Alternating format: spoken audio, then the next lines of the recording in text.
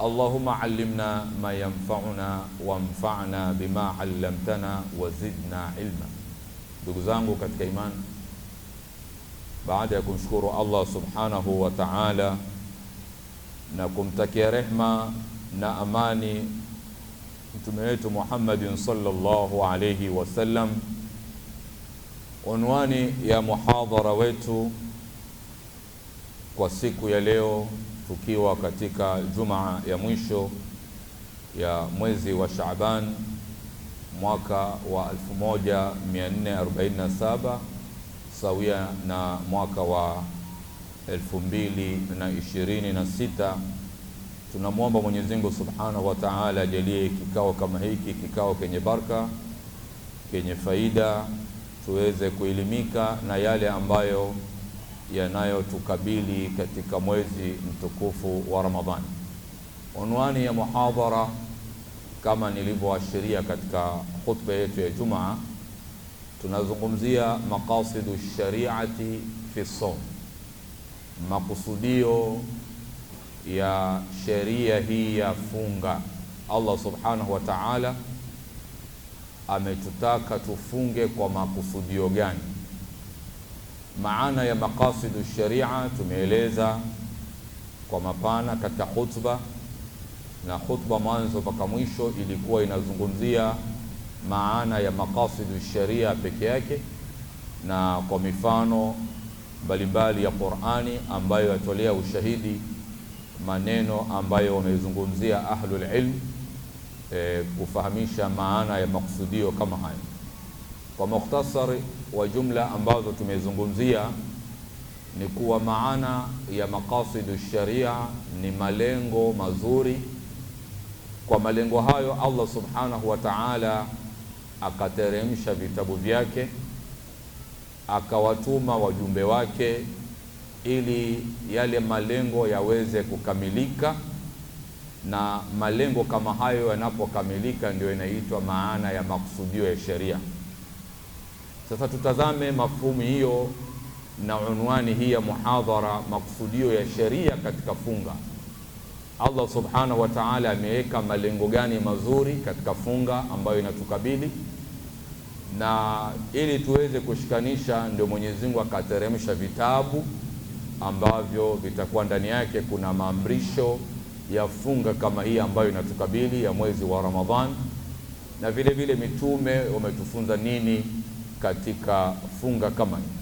Ndugu zangu katika imani, al-maqsidul awwal, kusudio la kwanza katika funga hii ya Ramadhan ambayo ni somo ya wajib au hata funga ya sunna, kusudio haswa namba moja ni imtithalan li amri Allahi ta'ala wa ta'atan lahu, ni kufuata amri ya Allah subhanahu wa ta'ala na vile vile kumtii Allah subhanahu wa ta'ala, kwa sababu Allah akaamrisha akituambia katika suratul Baqara aya 183, ya ayyuhalladhina amanu kutiba alaykumus siyamu kama kutiba ala alladhina min qablikum la'allakum tattaqun. Enyi mlioamini, enyi mliomkubali Allah na kumsadiki mtume sallallahu alayhi wasallam, kutiba alaykumus siyam, mumefaradhishiwa kufunga, kama kutiba ala alladhina min qablikum, kama walivyo faradhishiwa umma waliopita kabla yenu nyinyi. Kisha Allah kasema la'allakum tattaqun, huenda nyinyi mkamcha Allah subhanahu wa ta'ala kupitia kwa funga hiyo. Aya kama hii kwanza imekusanya makusudio mawili ya kuwekewa sheria ya funga hii ambayo inatukabili. Kusudio la kwanza ni kufuata maamrisho ya Mwenyezi Mungu na kutii amri ya Allah pale aliposema kutiba alaykumus siyamu kama kutiba ala alladhina min qablikum, mumefaradhishiwa kufunga kama walivyofaradhishiwa umma waliopita kabla yenu nyinyi, yani kabla mtume Muhammadin sallallahu alaihi wasallam. Umma waliopita pia walikuwa nafunga kama hii funga ambayo sisi tunafunga. Maksidi ya pili ambayo yako katika aya moja ni pale Mwenyezi Mungu alipomaliza la'allakum tattaqun. Kupitia kwa funga hiyo mutaifikia takwa, kumcha Allah subhanahu wa ta'ala. Hapa ahlul ilm wakasema hiyo ni al-maqsidu thani, ni maksudio ya pili katika funga hii ambayo inatukabili, huwa taqwa Allahi azza wa jalla, ni kumcha Allah subhanahu wa ta'ala. Na takwa, ikhwata al-iman, kama walivyotueleza wema waliopita salafu na salih, moja Sayyiduna Ali bin Abi Talib radiyallahu anhu, na vile vile kauli ya Ibn Mas'ud radiyallahu anhu, wanapotueleza takwa. Sisi tunafahamu kwa lugha yetu fupi kumcha Allah subhanahu wa ta'ala, lakini hiyo pia kumcha Allah subhanahu wa ta'ala yataka maana ya kufunguliwa. Kumcha kwa maana gani? Ndio tunapata katika maneno haya ya Sayyidina Ali bin Abi Talib radhiallahu anhu pale aliposema hiya alkhawfu min aljalil, ni kumwogopa Allah subhanahu wa ta'ala, kuwa na hofu, wal amali bitanzili, na yale matendo yako unayatenda ya ibada mbalimbali uwe ni mwenye kutenda kwa mujibu wa andishi, teremko, Qur'ani na hadithi za Bwana Mtume Muhammad sallallahu alaihi wasallam. Amali ile mafunzo yake yatoka ndani ya Qur'ani, au amri yake yatoka ndani ya Qur'ani au hadithi za Bwana Mtume Muhammad sallallahu alaihi wasallam. Kisha akasema vile vile wal qana'atu bil qalil, na mtu kukinai na kichache ambacho Allah subhanahu wa ta'ala amemruzuku, ukawa ni mwenye kuridhika na makadirio ya riziki ambayo Allah anakupatia kila siku. Usiwe ni mtu mwenye kupanic, kubabaika, au ukawa na ile atakafur, uwe na ile hamu ya kukusanya kwa wingi. Uwe na qanaa na kile kichache ambacho Allah subhanahu wa ta'ala amekupatia. Na qanaa, ikhwatal iman, ni moja katika hakiba muhimu mwanadamu ambayo anatakiwa awe nayo, kwa sababu qanaa ni kanzun, ni hakiba ya kutosha. Lakini ikiwa huna qanaa, basi wewe utakuwa ni mtu wa kukarapia hapa na pale, kwenda mbio hapa na pale, utosheki.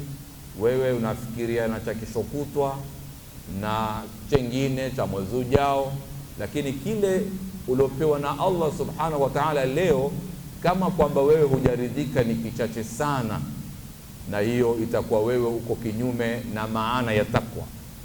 Yule ambaye kwamba ana maana kamili ya takwa ni yule ambaye anachunga hali hii, pia anaridhika na kile kichache ambacho Allah subhanahu wa ta'ala amempatia. Ndio mmoja anaposema unapokosa kanaa, basi mwishowe inakuumbua na kukuaibisha.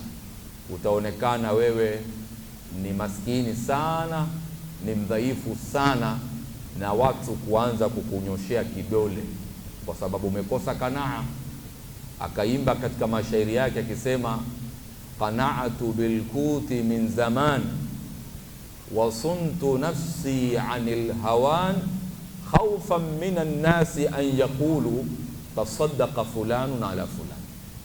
Qana'atu bilkut, kile chakula ambacho mimi nakiendea mbio asubuhi kukitafuta, basi nimekinai na kile kichache ambacho Allah amenipatia.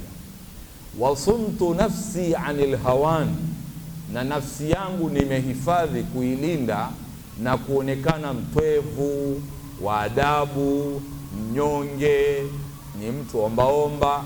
Nailinda nafsi yangu nisije nikaonekana hivyo. Na anasema wasuntu nafsi anil hawan khawfan minan nasi an yaqulu, nahifadhi nafsi yangu nikichelea watu wasije wakasema tasaddaqa fulanun ala fulan, fulani ndio aliompa sadaka fulani, angekuwa taabani, lau si fulani kumuhami ingekuwa hajitambui. Watu wanakusema. Akasema huyu mshairi, nimekinai na chakula. Kwa hivyo Sayyidina Ali bin Abi Talib katika taarifu ya takwa akaingiza hili neno, ni kumwogopa Allah azza wa jalla, na zile amali ambazo tumeambiwa tuzifanye katika ibada mbalimbali tunafanya kwa mujibu wa maamrisho ya Allah na hadithi za Bwana Mtume Muhammad sallallahu alaihi wasallam. Sehemu ya tatu akasema na kukinai na kichache ambacho Allah amekupatia, kisha akimalizia akisema wal istidadu li yawmir rahil, na kujiandaa na siku ambayo utaelekea kwa Allah subhanahu wa ta'ala. Wal tandur nafsum ma qaddamat lighad, nafsi itazame kwa kina, kwa makini, ikifikiria imetanguliza nini mbele ya Allah subhanahu wa ta'ala. Wana maandalizi ya kesho akhira, siku utasimama mbele ya Mwenyezi Mungu subhanahu wa ta'ala. Yauma tubla sarair, siku siri zote zitawekwa wazi, matendo yako yatakuwa wazi mbele ya Allah subhanahu wa ta'ala. Hii ni taarif au definition iliyotoka kwa salafuna salih Ali bin Abi Talib radhiyallahu anhu. Ibn Mas'ud naye anatueleza ilipoteremka neno hili, ittaqullaha, mcheni Mwenyezi Mungu subhanahu wa ta'ala haqqa tuqatih, haki ya kumcha Allah subhanahu wa ta'ala, wala tamutunna illa wa antum muslimun. Anasema katika kutafsiri an yutaa fala yu'sa, ni Allah, maana takwa hapa ni Allah atuiwe, tumtii Allah na wala tusiwe ni mwenye kumuasi. Wa yudhkara, akumbuke Allah, fala yunsa, asisahauliwe, watu wamkumbuke Allah. Udhkuruni adhkurukum, nikumbukeni na mimi nitawakumbuka.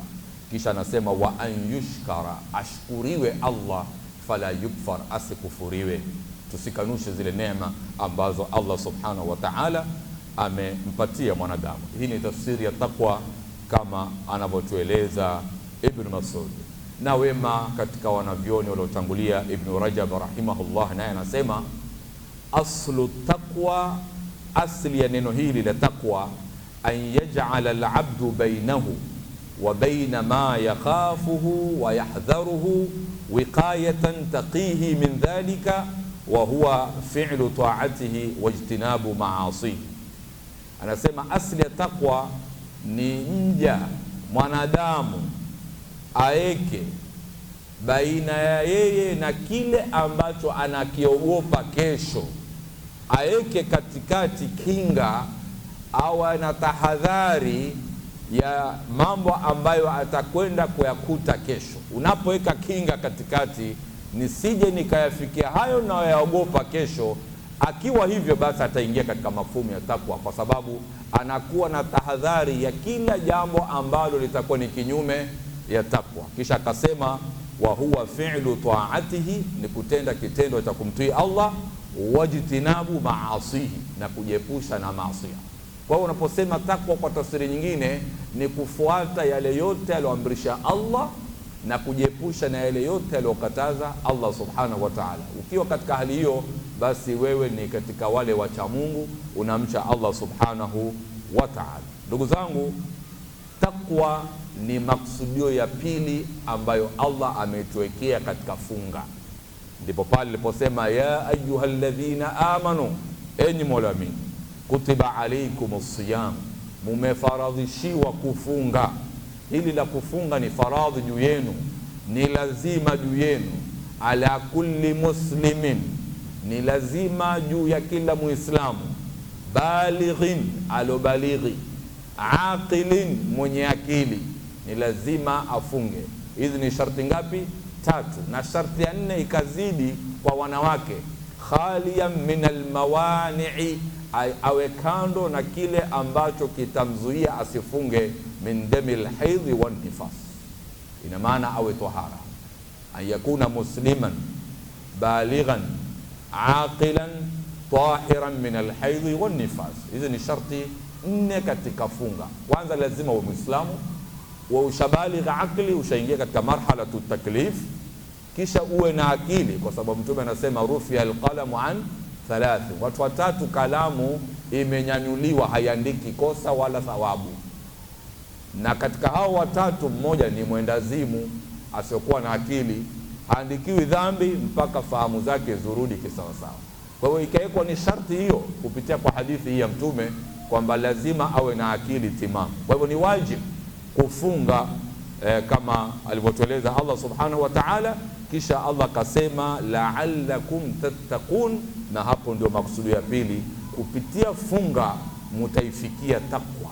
Na hapa tusimame vipi kupitia funga hii ambayo tunatarajia ya Ramadhan, au funga hata za sunna, kwamba ndani yake utaifikia takwa, na Allah ashasema la'allakum tattaqun, kupitia kwa funga hii takwa mutaifikia kiurahisi. Ndugu zangu katika imani, ukitazama kwa makini sana saum ya Ramadhan, hata saum ya sunna, ikiwa takwa maana yake ni mtu kuwa na kinga baina yeye na kile ambacho anahofia, na saumu vile vile inakupeleka katika hali ya kujiepusha na yale yote ambayo sisi tunahofia, kwa sababu saumu inamtengeza mtu katika hali nzuri, anakuwa yeye na uchaji Mungu zaidi, anamtii Allah zaidi, ibada kwa wakati, swala kama tunazoziona alhamdulillah, japokuwa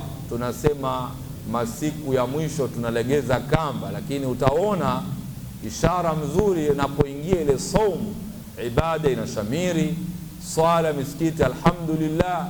Hiyo moja ilichangia ni saumu, kwamba watu warudi kumcha Allah subhanahu wa ta'ala wa kutekeleza taa mbalimbali. Fasaimu yatruku shahwatahu wa ta'ama, mfungaji anaweka kando matamanio yake, kinywaji chake kizuri, chakula chake kizuri, min ajli maabudihi, kwa ajili ya yule muumba aliyemuumba Allah subhanahu wa ta'ala. Fahuwa taraka mahbubati nafsi, akaacha vipenzi vyake vyote vya nafsi yake, starehe kando kwa mke wake halali, akaacha kinywaji chake kizuri, na mashallah Mungu amempatia neema, amezipanga pale katika friza yake, anaweza kupekea mkono, lakini akamwambia siku pekee mkono kipindi hiki, nisubiri wakati ule baada al-maghrib. Utaona ameacha yale yote kwa ajili ya kutafuta takwa au taa ya Allah subhanahu wa ta'ala. Na vile vile wataladhu dhatiha, ladha ya maisha, maladha ya vinywaji, ladha vyakula, akaacha itharan limahabbatillah, kufadhilisha mahaba ya Allah subhanahu wa ta'ala. Wa huwa sirrun baina al-abdi wa rabbih, na hii ni siri kubwa iliyoko baina mja na Mola wake, la yattali'u alayhi siwa, hakuna mwingine anaweza kuijua siri hiyo isipokuwa ni Allah subhanahu wa ta'ala. Ndugu zangu katika imani, kwa saumu kusudio la takwa linapatikana ni yale maneno ambayo tunakumbushwa na Bwana Mtume Muhammad sallallahu alaihi wasallam alipotwambia as-saumu junna, funga ni kinga, na kinga hii ni kinga na maasi, ni kinga na madhambi, kwamba saumu inakuweka katika hali ya uchamungu, unakuwa mtuifu wa hali ya juu, tofauti kimaumbile yako na miezi mingine. Pengine ni mtu wa shari, unamgoa yule, unamtetesha na yule, lakini kwa kuwa uko katika funga umebadilika, mwili mzuri, mavazi mazuri, mtu mutawadhe. Na wengine ni wale tunaona wanachukua tasbihi ndefu kuonyesha niko katika mwezi wa kheri nyingi. Huu ni mwezi wa kumkumbuka Allah peke yake. Kwa hivyo utapata hiyo tayari ni silaha ya kuonyesha kweli kihakika saumu ina sehemu kubwa kutufikisha katika kusudio la kumcha Allah subhanahu wa ta'ala. Na vile vile alivyosema Mtume Muhammad sallallahu alaihi wasallam kwa mafhumu ya hadithi kama hii, saumu ni wiqaya wa hisnun hasinun min almaasi wal atham, ni ngome madhubuti. Funga ni ngome madhubuti ambayo tunajikinga na maovu na madhambi mbalimbali hapa duniani.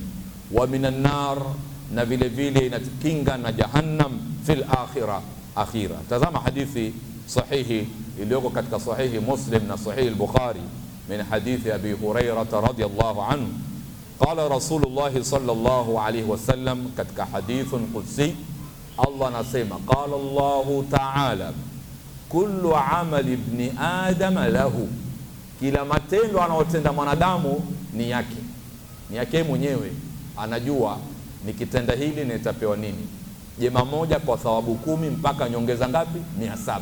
Kila mwanadamu anajua jema moja kwa thawabu 10. Ndio Mtume akasema, Allah anasema matendo anayoyatenda mwanadamu yote ni yake, anayajua, illa siyam, isipokuwa funga. Funga si yake mwanadamu, hajui kinacholipwa kiuhakika ndani ya funga.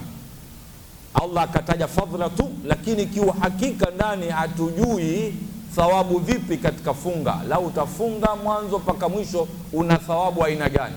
Lakini mazuri mengine tushaelezwa, zuri moja kwa thawabu 10, na ile thawabu 10 inaweza kupata nyongeza mpaka thawabu ngapi? 700 ila 700 dhif, nyongeza za faida na bonus katika ile jema moja ambalo umefanya. Lakini haya saumu moja kwa thawabu ngapi? 10 pia. Allah katika hadithun qudsi akasema, fa innahu li, saumu ni yangu, wa ana ajizi bi, mimi ndo najua namna ya kumlipa huyu mfungaji, lakini wengine hawajui. Kisha Allah akataja ta'lil ya kuonyesha ni jambo kubwa, jambo adhim alilolifanya mwanadamu katika funga. Akasema wasiyamu junna, na saumu ni kinga. Akatusia katika riwaya nyingine, taraka shahwatahu, ameacha matamanio yake, wa sharabahu wa taamahu liajli, ameacha yote hao kwa ajili yangu mimi. Kwa hivyo thawabu ni kubwa sana, hakuna mwingine ajua. Na katika riwaya hii anasema wasiyamu junna, na funga ni kinga. Kisha Mtume kupitia kwa hadithi hii kudsi akatufunza akituambia, idha kana yaumu saumi ahadikum, anapopambaukiwa mmoja wenu amefunga.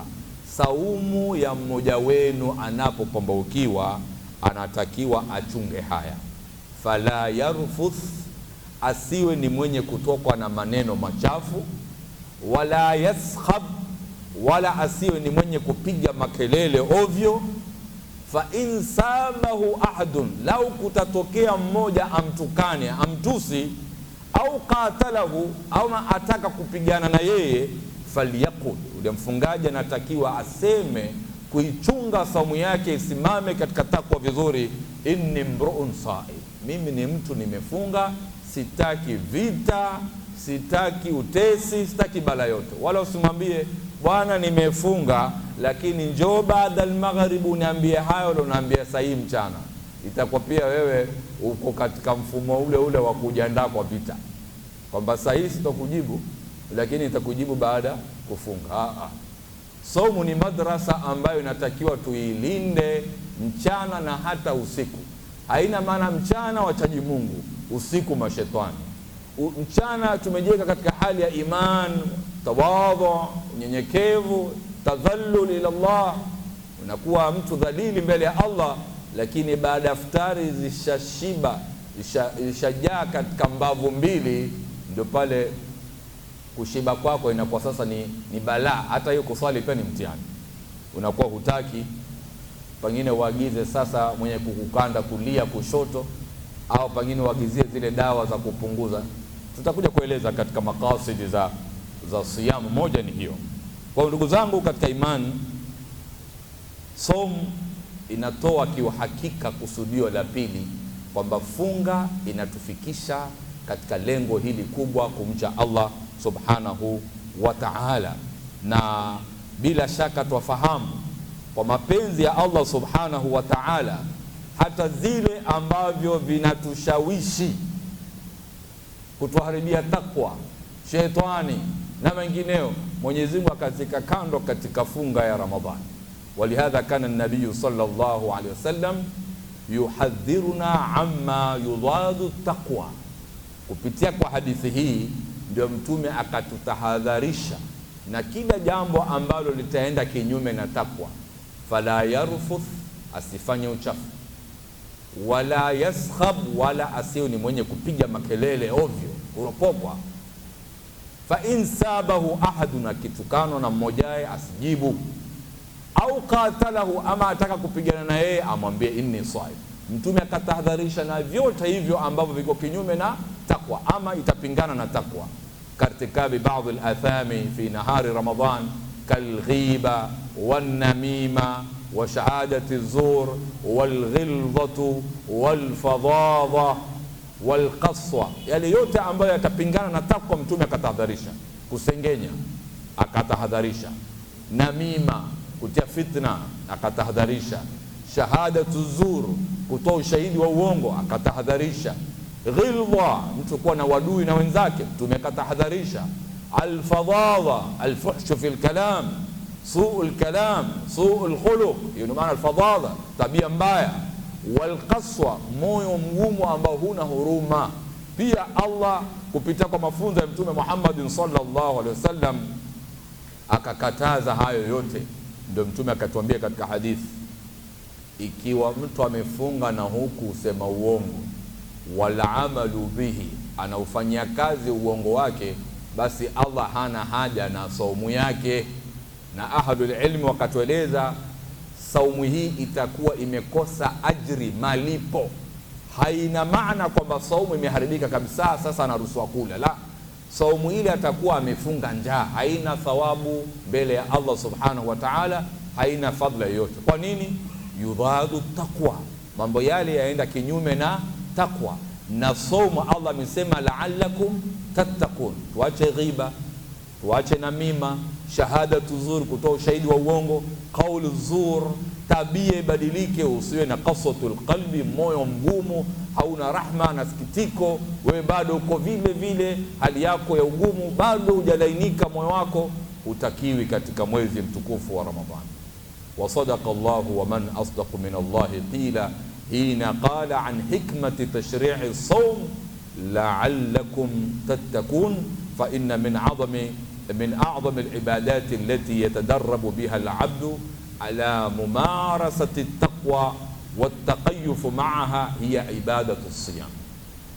Katika miongoni mwa ibada kubwa ambazo ndani yake kuna zoezi la kisawa sawa la practical, zoezi la practical ambayo inatufikisha katika takwa, basi ni ibada ya somo.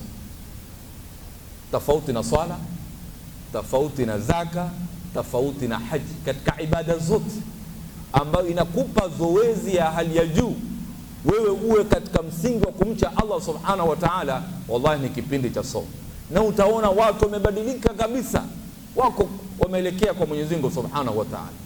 Utampata wale ambao ni kawaida katika malamti wanaokaa msikitini kwa itikafu ni 10%, lakini kwa ajili ya Ramadhani kuna waliochukua likizo tayari, wanasema la, ni mihadhara msikitini, tilawatul Qur'an, utaona wamezidisha nguvu fulani. Ndio ahlul ilmu wakasema hakuna ibada ambayo inakupa mazoezi ya hali ya juu na kuifikia takwa wataqayyuf ma'aha, na kwenda na takwa ilivyo, unaenda na mfano ilivyo katika takwa, basi anasema hakuna nyingine isipokuwa ni ibadatu som. Na vile vile wa takwa ni ibada kubwa sana na ina mafhumi kubwa, kwa sababu ndo wasia ambayo Allah aliwahusia umma waliopita kabla yetu sisi, na sisi Allah akahusia katika wasaya za Allah subhanahu wa ta'ala. Wasaya mkubwa ni takwa, watu wamche Allah subhanahu wa ta'ala, pale aliposema katika suratul Nisa, walillahi ma fis samawati wa ma fil ardh, biliyoko mbinguni vya Allah na biliyoko ardhini zote ni milki yake.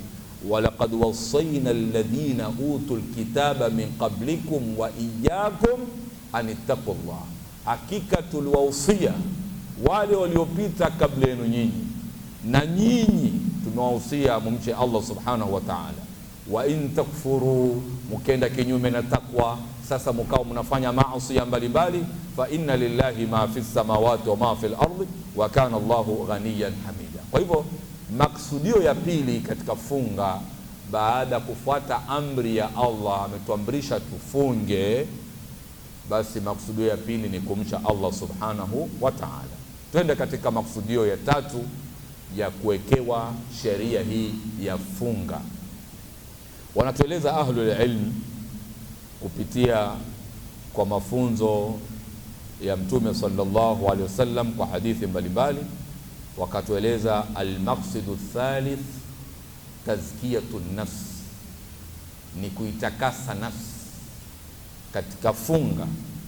Baada ya kufuata maamrisho ya Allah, baada ya kuitarajia uipate takwa kisawasawa, basi ujue makusudi ya tatu ambayo tumewekewa katika funga ni nafsi zetu tuzitwahirishe, tazkiyatun nafs wa tanqiyatun laha min al-akhlaqi radila, na kuzisafisha na tabia mbaya zote, khasatan annahu shuri'a fi shahrin min khususiyatihi tafsilu shayatin. Tena imepata wakati bora hii tazkiyatun nafsi, imepata wakati bora, wakati ambao mwezi wenyewe katika yale mambo ambayo ni special yako ndani ya Ramadhani au ndani ya funga ni masiku ambayo mashetani wenyewe wamefungwa, na vile vile wa maradatul jini, wale mahedi, wale viongozi wenyewe. Maana kuna mashayatini wale wadogodogo, kimbeni mtaani, haribu hapa haribu hapa, lakini kuna wenyewe maprofesa. Huyo akikuingia ni hodari kwa technical zake, akuharibu unamfuate. Hao wanaitwa maradatul jini, wana majina yao, wamepewa silaha za star kadhaa pale, wamevaa 3 4 kuendelea, lakini wale wengine ni uniform tu. Sasa pia wale wa uniform wa kawaida wamefungwa, na wale wazee wa kazi pia wamefungwa, kama qala alayhi salatu wassalam, idha kana awwalu layla, wala neema hiyo, awwalu layla, unapoingia usiku wa kwanza wa Ramadhani. Usiku wa kwanza wa Ramadhani itakuwa tarehe ngapi ndugu yangu? Usiku wa kwanza wa Ramadhani ni tarehe ngapi? Ni Shaabani usiku, ndio tarehe 29 mwezi umeonekana kuingia. Tuko katika ile tarehe ya Shaabani, sio? Magharibi pale inapoingia mwezi umeonekana tayari, kuanzia pale inaitwa laila, usiku wa Ramadhani. Sasa pale tayari jamaa wamefukuzwa mbio kweli. Mwezi umeonekana, wanatamani pia wangekuwa na maarifa pia kuweka feki, pia wangeweka juu anga, kwa sababu ni siku mzito kwao. Mtume anasema idha kana awwalu layla min shahri Ramadhan suffidatish shayatin, mashaitani hutoa minyororo na kufungwa. Wa maradatul jinni, na hao wazee wa kazi, viongozi wao, Ibilisi mwenyewe na mawaziri wake wa karibu top 10 pia na wao wanakula pingu siku hiyo. Kisha waghulliqat abwabun nar, milango ya moto inafungwa. Yani Mwenyezi Mungu hapendi kiingie kibaya. Ona, ni mwezi wa takwa tu, mwezi wa mazuri, mwanadamu asafishe nafsi yake na ajitwahirishe. Falam yuftah minha babu, mlango hata mmoja wa moto haufunguliwi. Wafutihat abwabul janna, milango ya pepo yote inafunguliwa. Falam yughlaq minha babu, mlango hata mmoja hautofungwa. Kisha wayunadi munadin, atanadi mwenye kunadi kwa upande wa Allah subhanahu wa ta'ala, tangazo hilo, ya baghi alkhairi aqbil, ewe mtafuta khairi ielekee kwa haraka. Khairi ndio hiyo, mwezi ushaingia, mwezi wa kupatiliza, mwezi shetani anakasirika, mwezi ambao kwamba man sama Ramadhana imanan wa ihtisaba ghufira lahu ma takaddama min dhanbi. Neema iliyoje hiyo, neema iliyoje kwa ummati Muhammad sallallahu alaihi wasallam.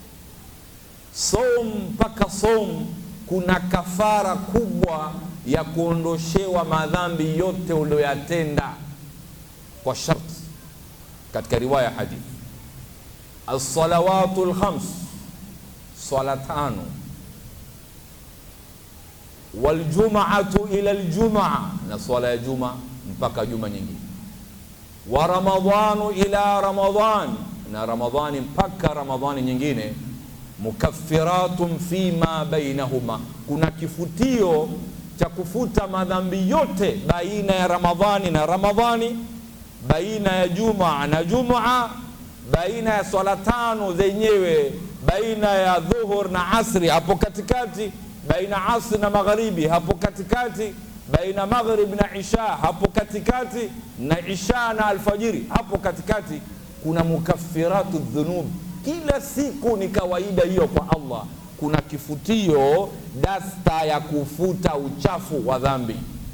Si neema hiyo? Lakini sharti, idha jutunibatil kabair, unapoacha madhambi makubwa kubwa.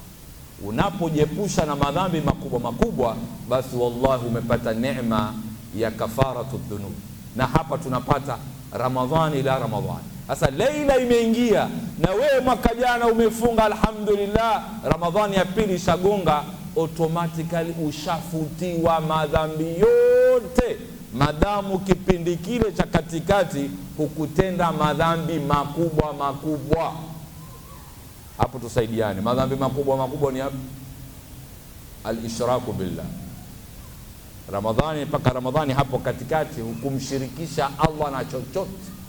Hukwenda kwa mchawi, hukwenda kwa mpiga ramli, wala hukwenda mwenye kukutengeza hirizi ukavaa makopani mikononi, yote hao hukufanya.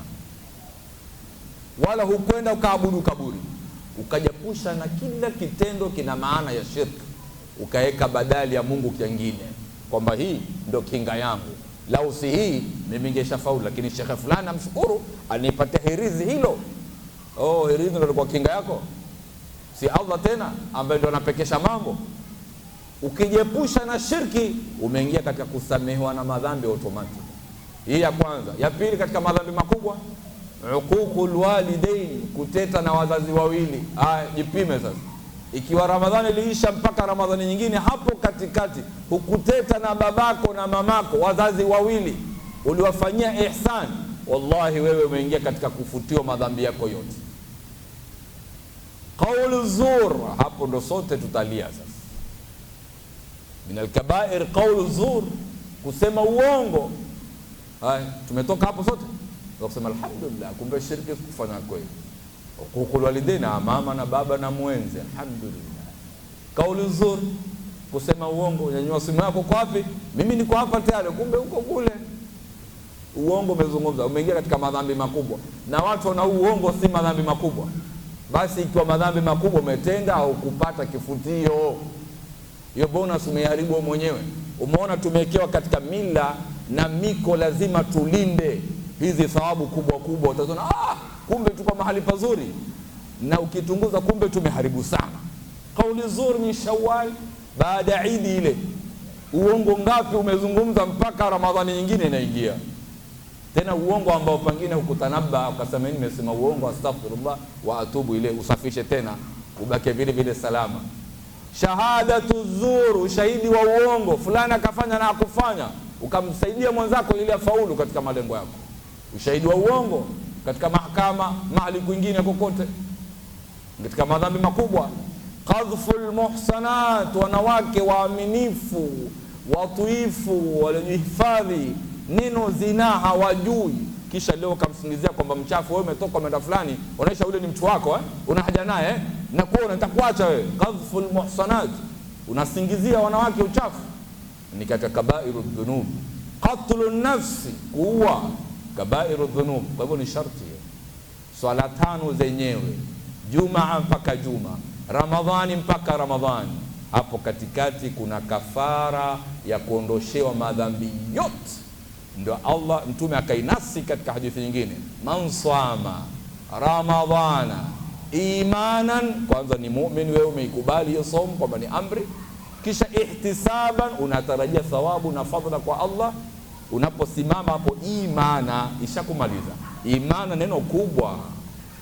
Maana al-imanu billah wa ma yadkhulu fi maana al-imani billah, ni katika yale, kwa mukhtasar, uko imara na yale ulioamrishwa, na wewe uko imara na kutotenda yale ambayo umekatazwa. Hiyo ndio maana imani.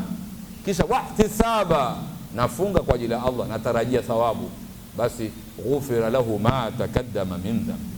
Kwa hivyo usiku unapoingia wa kwanza wa Ramadhan, munadi ananadi kuitwita, ya baghi alkhairi aqbil, ewe mtafuta khairi kabili, khairi ndio hii imekujia. Wa ya baghi alsharri, na wewe mtafuta shari, aqsir, komeka, punguza hiyo shari. Kisha Allah anasema katika fadhila nyingine, ni neema kubwa, walillahi utaqa'un minan nar, Allah ana watu anawacha huru na moto. Wadhalika kullu laila, kila usiku wa Ramadhani kuna watu wanaondoshwa, ondoka wewe ni wa pepo, wewe ni wa pepo, wanaachwa huru na moto. Ina maana hawatoingia katu katika jahannam. Kila Ramadhani kuna choice, Allah anawachagua, na wewe hujijui ni Ramadhani ipi utachaguliwa. Lazima usimame Ramadhani yote imara, tazkiyatun nafsi, nafsi yako itahirishe na tabia mbalimbali ambazo ni mbaya, ili uweze kuingia katika hawa ambao wanapata freedom kama hii kubwa sana ya jahannam. Na Allah shasifu neno hilo ni kubwa ukifanyiwa, faman zuhziha anin nar wa udkhila aljanna faqad faz, yule ambaye atakuwa kando na jahannam kisha ingizwe peponi, kiuhakika huyo ndo amefaulu. Tena kumetumika neno qad, kihakika. Wama alhayatu dunya illa mata'u. Kwa ndugu zangu, somo hii ambayo inatukabili, yuzakki nafsa anil fujuri, somo inasafisha nafsi yako na ubaya. Lianna sawma, kwa sababu somo yurawidhu almu'mina, inampa zoezi mu'min ala hifdhi lisanihi, kulinda ulimi wake. Somo yenyewe inakupa zoezi hilo, funga ulimi wako wala usiseme isipokuwa lil khair. Man kana yu'minu billah wal yawmil akhir falyakul khairan au liyasmut. Inakupa zoezi ulimi wako uhifadhi, hata la yakuna fahishan fil kalam, usiwe ni mwenye kutamka maneno mabaya. Fahuwa yudhakiruhu, saumu yenyewe inamkumbusha neno la Mtume sallallahu alaihi wasallam pale aliposema Mtume katika hadithun qudsi alipopokea kwa Allah, idha kana yawmu sawmi ahadikum fala yarfu, asiwe ni mwenye kutoka na maneno machafu, wala yaskhab, wala asiwe ni mwenye kupiga makelele. Fa insabahu ahadun au qatalahu falyaqul inni mru'un sa'i. Kwa somo yenyewe itakwambia makumbusho hayo. Mtume alikwambia mtu akija kukutukana au ataka kupigana na wewe hutakiwi useme maneno mabaya katika Ramadhani, unatakiwa uwe katika hali. Kwa hivyo saumu yenyewe inatupatia nafasi ya kusafisha nafsi zetu. Hili ni kusudio la tatu Allah kutuwekea funga kama hii. Na nafsi kama unayojua, nafsi inatakiwa isimame imara, na nafsi kama mnavyoelewa zingine ndo zile za mtihani, al-ammara bisu. Na ikiwa shetani amefungwa, maradatul jini pia, wale mahedi pia wamefungwa, kisha ufanye ubaya vipi wewe ndani ya Ramadhani? Maana tunajua ukikosea shetani amekushawishi, sio? Hawapo. Lakini ubaya ukaufanya vile vile ndani ya Ramadhani, basi ujue nafsi yako inakuamrisha vibaya, al-nafsu al-ammara bisu. Na Allah subhanahu wa ta'ala ametuelezea kuhusu nafsi katika suratu Shams, wa nafsin wa ma sawaha. Allah ndio aliumba nafsi, fa alhamaha fujuraha wa taqwaha. Allah akaifundisha nafsi kujua mazuri na mabaya. Kad aflaha man zakkaha, hakika amefaulu yule ambaye kwamba ameitakasa nafsi yake. Wa kad khaba man dassaha, amehasirika yule ambaye ameitelekeza nafsi yake na kuyari. Kwa hiyo nafsi inatakiwa iwe na tazkia, kad aflaha man zakkaha. Kwa moja katika makusudio ya kufunga ni kusafisha nafsi na akhlaq arradila, tusiwe ni wenye kutenda mabaya mbalimbali. Kusudio la nne, ikhwatal iman, ni tahsisul ghani almusir bialami ikhwanihi min alfuqarai walmasakin.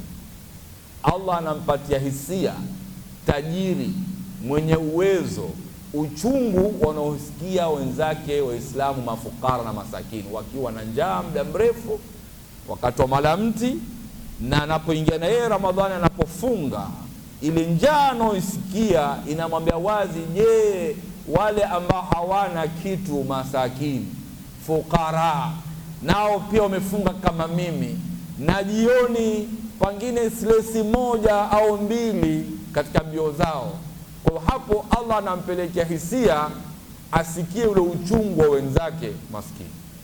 Akiwa na hisia hiyo, ndio itampelekea ila albadli wal ihsan, kuwasaidia na kuwafanyia ihsani mbalimbali.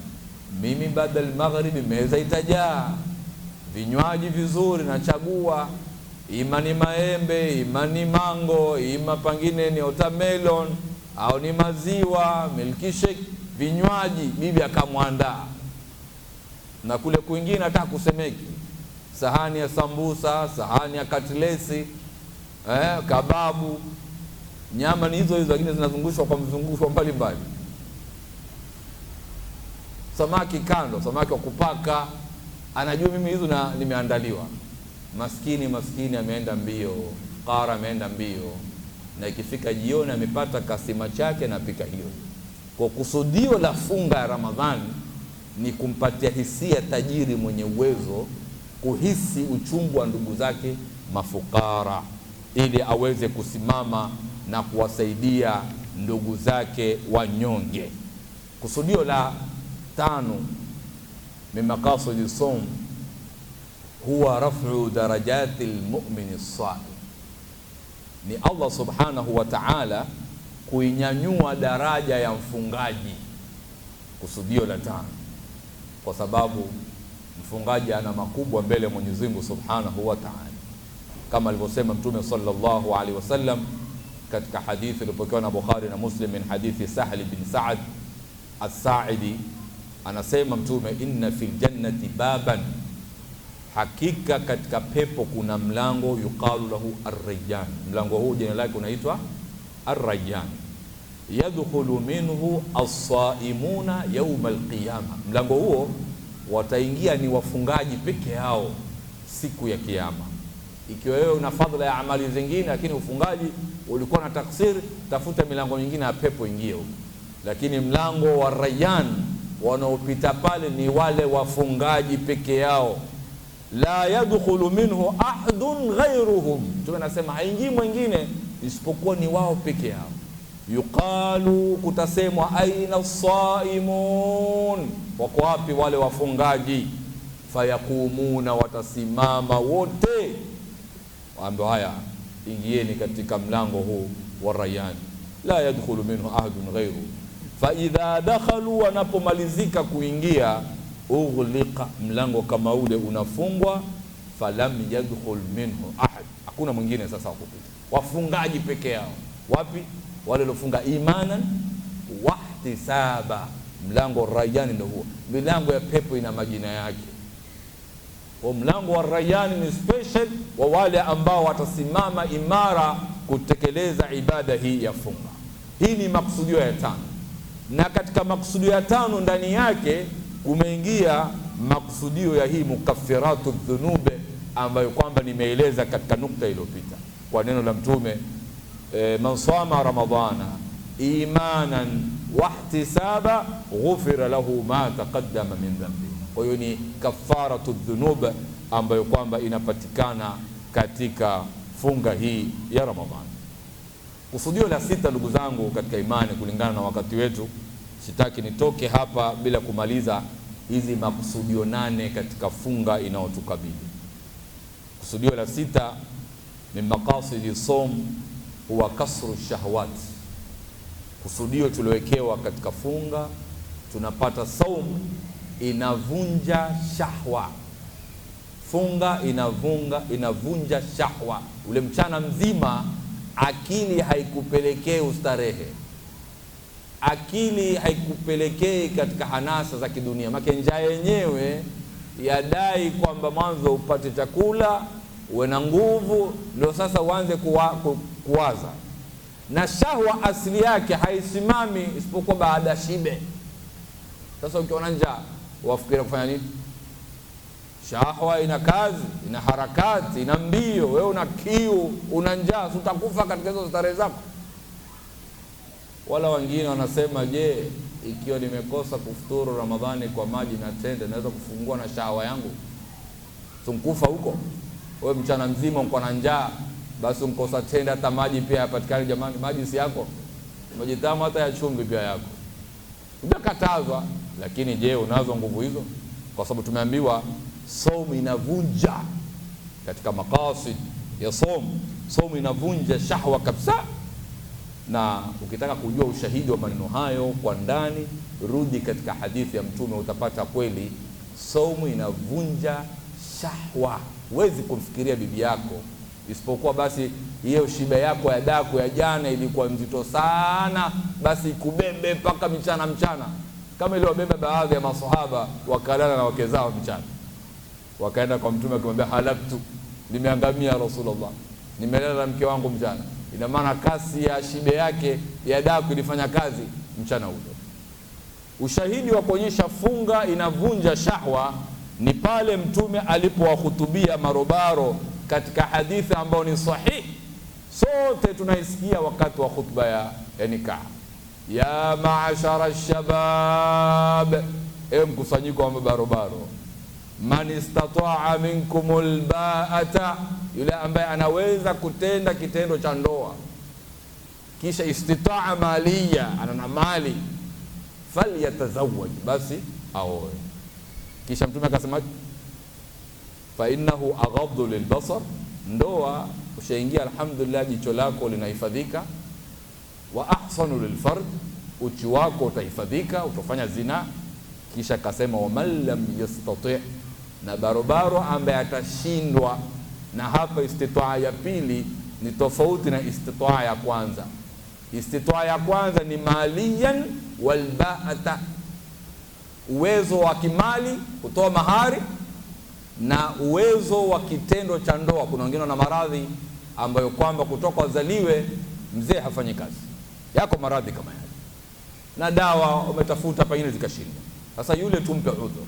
Lakini unao uwezo wa kutenda kitendo cha ndoa na mali, basi Mtume anasema haraka, falyatazawwaj, usije ukapotea. Lakini unapolemewa uwezo wa mali, bado hujapata uwezo wa baa, unaweza kulala kweli, lakini huna shilingi, umekuwa darwesh, la mala laka wala dirhama, basi unaambiwa asubiri. Wa man lam yastati, Mtume anasema fa alayhi bisawm, ajilazimishe kufunga. Kwa nini imetaja kufunga? Hakusema ajilazimishe kusubiri, kama Allah alivyomuhusia waliyastafi fi alladhina la yajiduna nikaha hatta yughniyahum Allahu min fadli. Na wengine wachukua dalili ya kwanza, yakunu fuqara yughnihum Allahu min fadli, ni kwamba wewe unachelea kuzini na tashwishi na kutatiza, nguvu unazo, ndio yule lazima tumlazimishe. Madamu ana hofu, anachelea asija kazini, yule tunamwambia oa, japokuwa wewe ni fakiri, huna chochote, oa, tafuta msamaria mwema akuingize katika ndoa, basi Mwenyezi Mungu atakufungulia huo katika hiyo. Lakini ule ambaye kwamba hachelei zina, na wakati bado Allah ashamwambia katika aya pili, waliyastafi fil ladina la yajiduna nikah, wawe wavumilivu, wawe na subra, hata yughniyahumullahu min fadli, Mwenyezi Mungu awafungulie. Sasa hapa Mtume anatufundisha wale waliolemewa katika hali hiyo, uwezo wa kimali ya kuoa hakuna, na mahari siku hizi amma ba'du laki 3, amma ba'du laki 4. Amma ba'du mojua, tukitoa khutba usoma himdi kisha sema amma ba'd, tunaanza kuongea yaliyoko ndani. Na pale ukienda mwanzo utakwenda utaongea mukaddima wako, ni familia mzuri, watu wazuri na nini. Baba mtoto akile kianza naanza amma ba'du, mwanao mahari fulani laki 3, laki 4, laki 5, ziko hizo.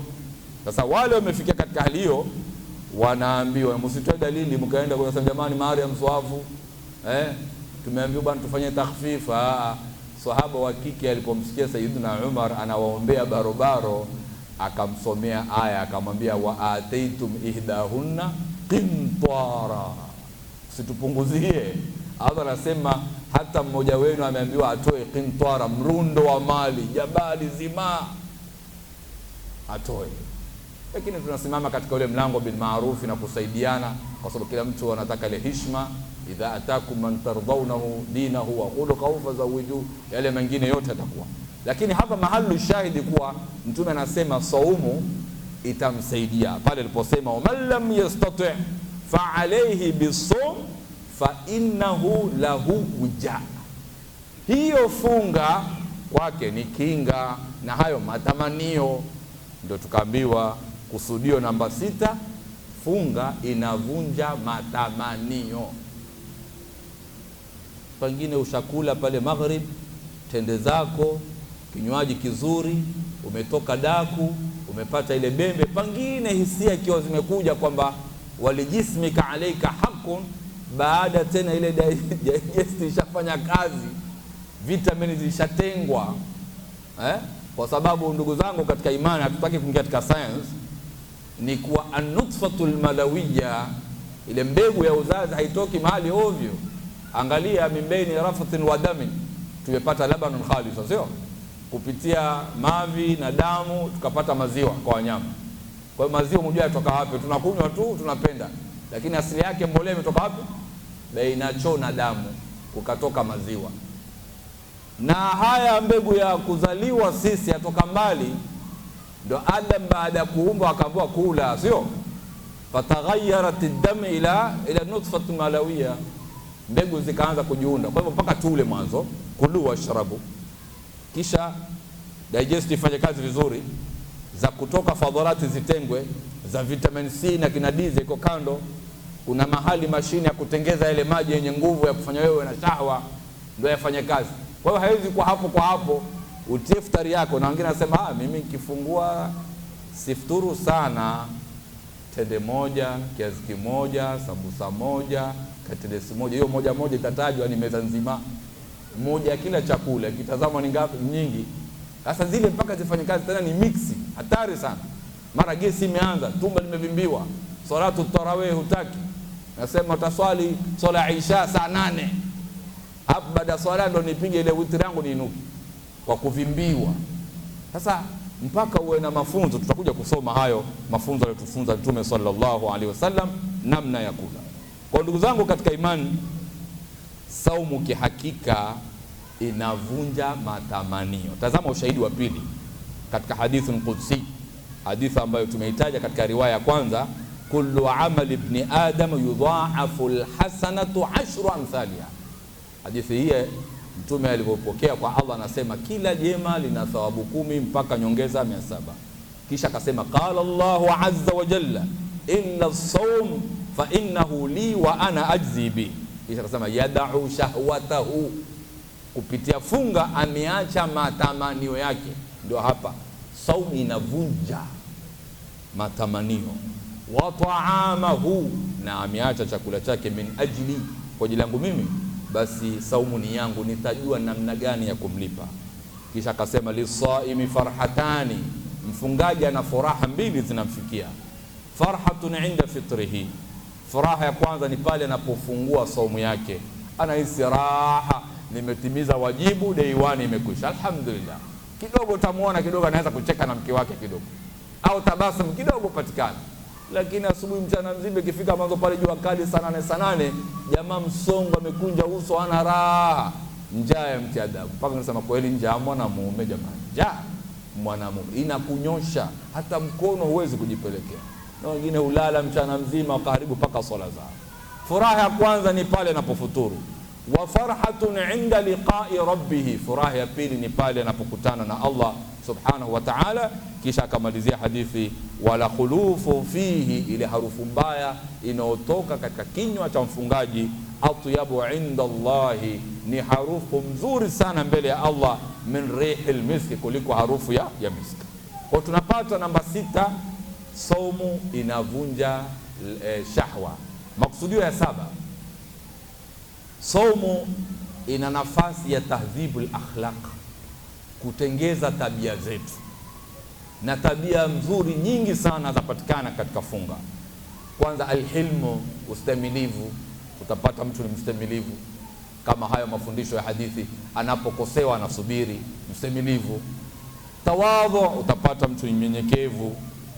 Na kama wanavyosema ahlul ilm, wakiwa na ikhtilafu baina tabia hizi mbili, alhilm wa tawadhu, ipi moja inaitwa sayyidul akhlaqi, tabia ya juu bora zaidi? Baadhi ya ahlul ilm wanasema alhilmu, unapomwona mtu mstamilivu ujue ana tabia bora zaidi. Wengine wanasema la, tawadhu ni mtu kuwa mnyenyekevu kwa watu, si mtu afujo, kila anapomwona mwenzake anamheshimu, mtu laini, mteshi na watu. Hiyo ni moja katika tabia ambazo zinapatikana kwa wingi katika Ramadhani. Na vile vile baadhi wakasema ni asabru, kusubiri, na zote hizi zapatikana katika Ramadhani. sabru fi taa, unasubiri katika taa, Allah amekuamrisha umtii. Hiyo ni moja katika sampuli ya subra ya kwanza. Wasabru ala aqdari llah, unasubiri juu ya kadari za Allah alokukadiria, unafuata amri zake, mafundisho yake.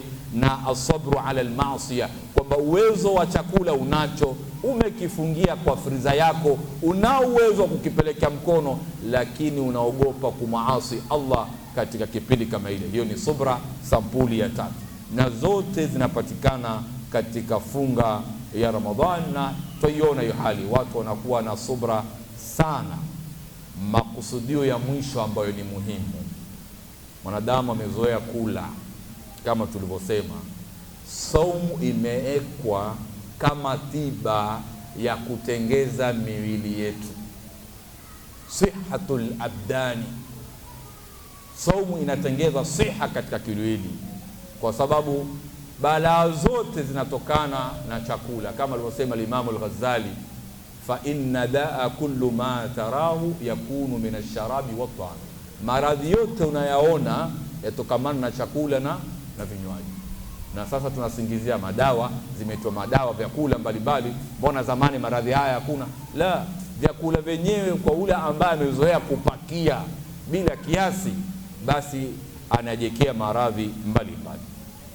Inavyotakiwa ndugu zangu katika imani ni al-iqlalu min at-ta'am, punguze chakula kiwe kichache. Kwa kipindi cha saum utapata ile jihazul hadhmi, ile maida ya ufuko wa kupokea chakula. Kwanza unapata break, unapata fusha, unapumzika. Kuna watu hula rakaa tatu, unajua rakaa tatu asubuhi mahamri kama 10 kama 20 na chai vikombe viwili, na saa 4 akipata pia twende. Kisha rakaa ya pili ni mchana, sahani nzima ya biriani, hiyo ni rakaa ya pili. Na rakaa ya tatu rakaa ya usiku, hiyo dina subhanallah yalingana na ile ya mchana, nusu kuku mzima na chipsi mafuta. Sasa saumu Ramadhan, kipindi cha mchana, ile jihazul hazmi, mfuko wa kupokea chakula unapunguka, unakuwa kidogo empty, unapata afueni kwamba alhamdulillah ile jamaa kunijaza hapa. Kwa hiyo hii imeletwa na funga, na Mtume akawahusia ummati Muhammad sallallahu alaihi wasallam, ikiwa hatuna budi basi lazima tupakie ili ule mgongo wetu upate nguvu kidogo kusimama. Amekufunza namna ya kupakia, na Mtume akaita ukailat au luqaimat, vitongwe vidogo vidogo, vyakula vidogo vidogo. Kwa hivyo usije ukasingizia kama nilosema, na mimi nafuata hadithi ya Mtume, tende moja tu, sambusa moja, katlesi moja, chapati moja, hamri moja, shawarma moja, hazisabu pa kumeza vyakula, kababu moja, simeweza kuharibika. Mtume anasema ikiwa hatuna budi basi tule, tupate nguvu, tusimame katika ibada, basi tugawanye vyakula. Lakini anasema kile kiumbe cha maida cha ndani, ufuko wa chakula, Mtume anasema mwanadamu hatojaza katika chombo cha shari, au chombo ambacho ni shari zaidi kuliko ile maida yake, ufuko wa chakula. Pale ndo kuna shari kubwa, tunapoingiza pale ndo balaa. Ukiinuka utaanza kurusha ngumi, ugomvi huku na huku, balaa zote zatokamana na shibe. Mtume anasema ikiwa hatuna budi, fa in kana la mahala fa thuluthu li ta'ami, thuluth ya chakula. Gawanya chakula chako, chakula kiasi kiweze kuingia katika maida. Wa thuluthun li sharabi, thuluthi ya pili maji yaweze kuteremka. Wa thuluthun li nafasi, thuluthi ya tatu nafasi ya pumzi, ile maida ile ndani. Mpe chakula kiasi na kule kwa maji kwende kiasi, alhamdulillah. Kisha mpe nafasi ya pumzi, nao inapumua, zile mishipa ya pumzi yapumua vizuri. Lakini umekaa mara mbadilisha mkalio, umepakia kama ule utumbo sasa lalia kushoto, amepakia mara amekaa kwa upande mwingine, ziangukie huku, atingishe mwili wake, abadilisha kila mkalio. Baada ya kumaliza hajaweka maji, na maji sasa inafurisha kule, juisi glasi au maji baridi kama unajua, jagi zima limeteremka, subhanallah. Kisha uchukua mikono miwili kaeka nyuma, sasa Pumzi zitoki. Pengine anambia jamani, lete mswaki, taka kutapisha, utoe kidogo baadhi ya chakula. Hii ni shari. Tunasema ni shari, tumeijaza katika matupo. Tule kiasi, na utakula hizo thuluth. Unaweza kula mara kadhaa, kula kidogo, nenda ukija kuna bembe kidogo kula, unana daku. Lakini jamani, sio revenge. Kwa kuwa wewe umekwenda sokoni, umebeba hiki na hiki, mke wangu tengeza hiki, viazi tamu, pasta, hiki na kile na kile, na hapo nasema leo magharibi mtanitambua. Saumu wa day one hiyo lazima. Kwa hiyo tuwe na mipangilio. Makusudio namba 8, saumu imeekwa kutengeza miili yetu. Wallahi, kipindi kile cha mchana cha njaa, mafuta mingi sana yanateremka, ndio inatusaidia kukava. Ndio kama ule mnyama Allah alipotuambia afala yanzuruna ila al-ibli kaifa khuliqat wa ila as-samai kaifa rufi'at. Anasafiri ule mnyama siku 25 bila kula bila kunywa, na mzigo juu, na mtu wake aliyempandisha pia uko juu, kama unaoeleza wanavyoni wa science. Baada ya siku 25 mteremshe mzigo, mpatie maji, atakunywa lita 100 kwa mara moja, lita 100. Kisha mzigo anasafiri tena. Sasa kipindi cha 25 hali chakula, anakula nini? Wa innama yaakulu min sanamihi, ile nyundo ambayo iko juu ya mafuta ndio chakula chake. Tatasaqatu zuyut, mafuta yanateremka polepole, yanaingia kule katika mwili wake, na anasafiri siku 25 bila shida. Ndio Allah akamtaja hiyo ni roli semi-trailer la kusafiri jangwani. Afala yanzuruna ila al-ibli kaifa khuliqat. Na wewe mchana ule mzima wa masaa 12, chakula chako ulokula jana, mafuta yake na zile ambazo zimejaa katika mishipa mingine damu, ndio zinafanya kazi kurotate katika mwili wako. Lakini kula sana ya jamaa inasababisha bala. Faruba mahmasatun sharru min at-tukhan. Kwa hizi 8 ni makusudio ya kufunga mwezi mtukufu wa Ramadhan, na vile vile somo zingine. Kwanza kabisa kimukhtasar, unajua ukitaja 8 tushasahau ya kwanza. Tuende kwa mukhtasar ya kwanza, kufuata amri ya Allah alipotuamrisha tufunge. Kusudio la pili, la'allakum tattaqun, tufikie takwa. Kusudio ya tatu, tazkiyatun nafsi, tunatwahirisha nafsi na machafu na akhlaqi mbaya. Sawa? Kusudio la 4, usipotee namba 4 ustadhi, hisia. Allah anampa hisia tajiri mwenye uwezo ahisi uchungu wa njaa unaosikia mafukara na masakini. 5, kunyanyuliwa daraja na ndani yake kuna kafaratu adh-dhunub. 6, jamaa wanafunzi wangu hapa naam, isishapita namba 4, sitaki niongeze sasa. 6 na 7 na 8 mnimalizie. 8 mwingine ameshika vizuri. Naam, kijana wangu, ujepusha na kusema uongo, iko sehemu mahali. Naam, daraja tumesema namba 5, amri, takwa, tazkiyatun nafs, tajiri kuwa na hisia ya maskini wenzake. 5, kunyosha daraja. Naam, bado sijasikia sauti vizuri. Tahdhibul akhlaq, kutengeza zile tabia zetu. Naam, sasa imekuja namba twende namba 6. Namba ngapi? 6, sio? Namba 7. Namba 7 umeleta takdimu, hiyo ndo namba 7 ilikuwa. Namba 7, namba 8 tumemalizia sihhatu al-abdan. Nataka namba 6 tufunge darasa. Naam,